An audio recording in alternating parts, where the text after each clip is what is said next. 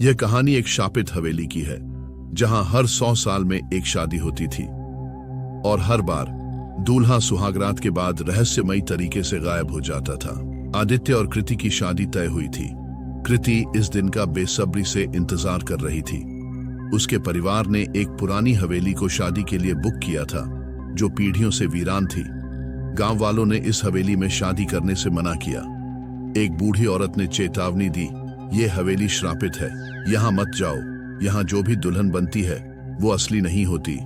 लेकिन कृति के परिवार ने इन बातों को अंधविश्वास समझकर नजरअंदाज कर दिया। शादी का दिन आ गया। हवेली रोशनी से जगमगा उठी। बारात आई, ढोल नगाड़े बजे। आदित्य मंडप में बैठा और पंडित ने मंत्रोच्चार शुरू किया। कृति लाल जोड़े में सजी हुई आई। उसकी आंखें नीचे झुकी हुई थीं, लेकिन किसी ने नहीं देखा कि शादी के मंडप के पास वही बूढ़ी औरत खड़ी थी। उसकी आंखें अजीब तरीके से चमक रही थीं। जब फेरों की रस्म पूरी हुई तो बूढ़ी औरत धीरे से मुस्कुराई और बुदबुदाई, एक और दुल्हन पूरी हुई। शादी के बाद सबने हंसी खुशी विदाई की।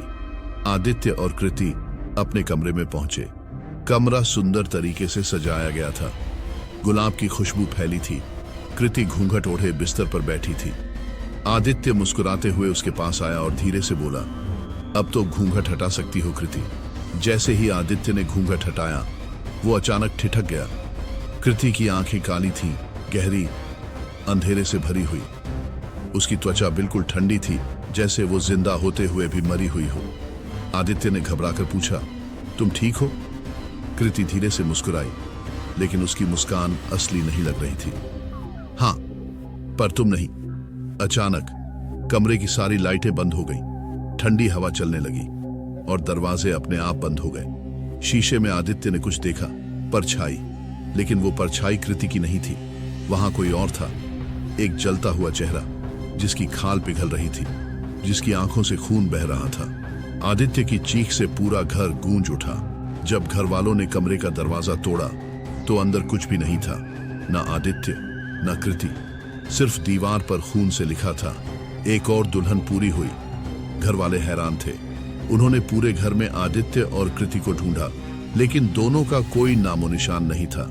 गांव वालों ने बताया कि इस हवेली में हर 100 साल में एक शादी होती थी और इस हवेली में जो भी शादी करता उसकी दुल्हन असली नहीं होती थी। यह हवेली एक श्राप से ग्रस्त थी। सदियों पहले इसी हवेली में एक शादी के दिन एक लड़की को उसके ससुराल वालों ने जिंदा जला दिया था।